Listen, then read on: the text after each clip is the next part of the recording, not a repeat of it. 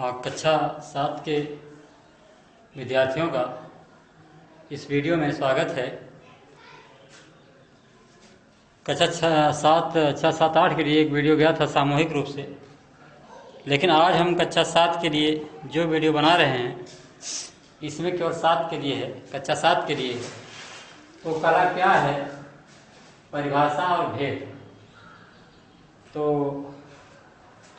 आपको 3, 4, 5, 6 में भी हम परिभाषा बता चुके हैं।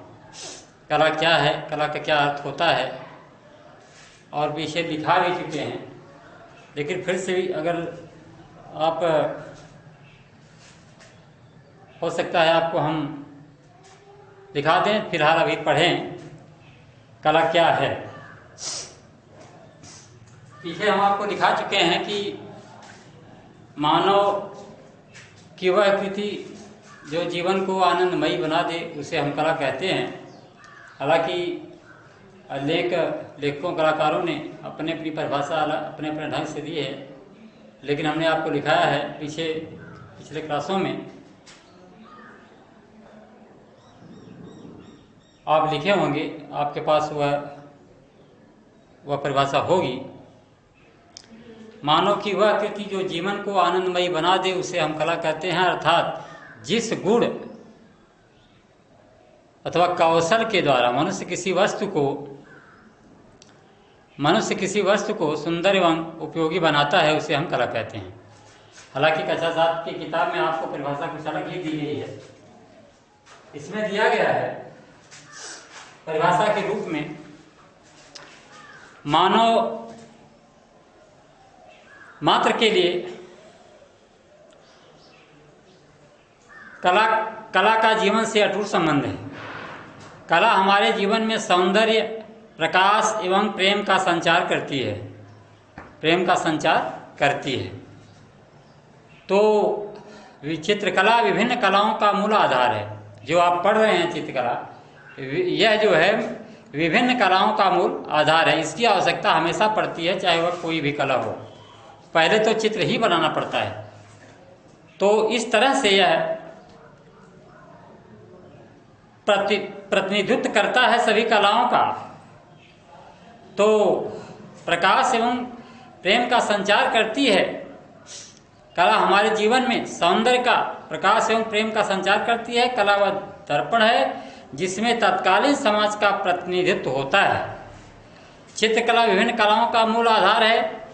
चित्रकला में भावों, विचारों व संवेदनशीलता की अभिव्यक्ति चित्रों के माध्यम से की जाती है, जिसमें भावों को विभिन्न रंगों से विविध कलाकृतियों में चित्रित किया जाता है। तो जैसा कि आप देख रहे हैं, भेद का मतलब होता है कि कला को 2 भागों में बांट देते हैं। कला के भेद में 2 भागों में बांटते हैं। एक है ललित कला और दूसरी उपयोगी कला, जैसा कि हम अभी बताए हैं। तो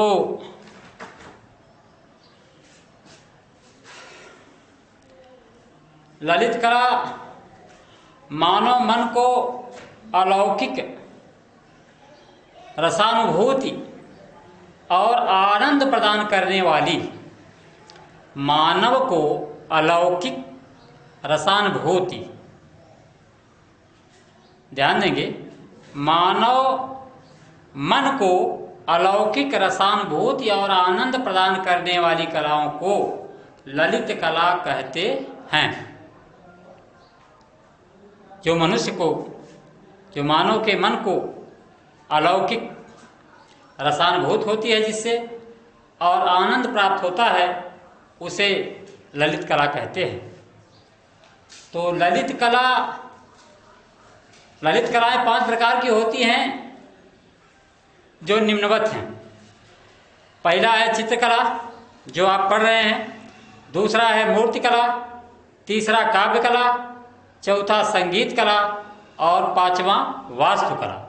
इस तरह से ललित कला 5 होती है। ललित कलाएं 5 होती हैं: चित्र, मूर्ति, काव्य, चित्र, मूर्ति, काव्य, संगीत, वास्तु, ये 5 कलाएं ललित कला के अंतर्गत आती हैं। दूसरा है आपका उपयोगी कला। ललित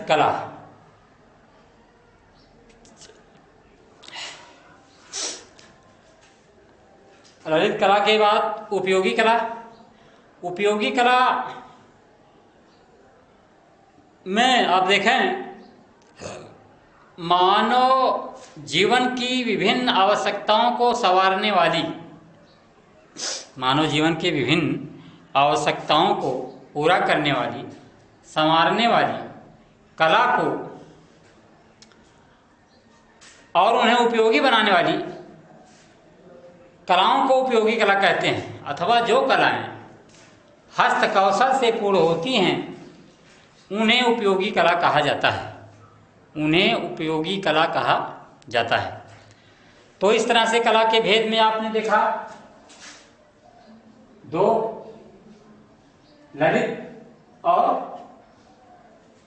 ललित कला और उपयोगी कला।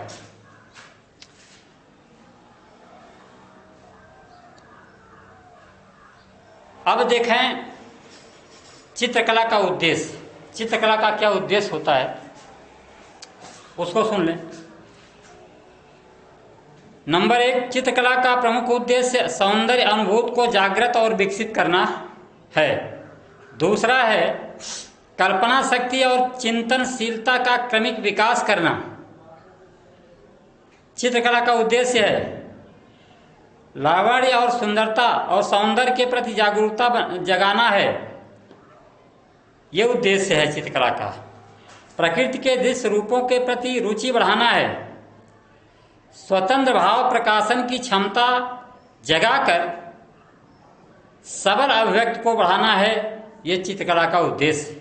5वां हुआ भौतिक जीवन में आनंद और उल्लास की अनुभूति विकसित करना, ये 6वां उद्देश्य। तो चित्रकला का उद्देश्य है। तो इस तरह से आपने देखा उद्देश्य, परिभाषा और भेद। आपने देखा आज भेद, परिभाषा, भेद और उद्देश्य। तो आज बस इतने ही। इसके बाद फिर आपको हम पढ़ाएंगे, तो इस तरह से आप इसको देख लेंगे, इसको लिखाएंगे भी, परिभाषा, भेद और उद्देश्य। बस आज इतना ही, आगे दूसरे वीडियो में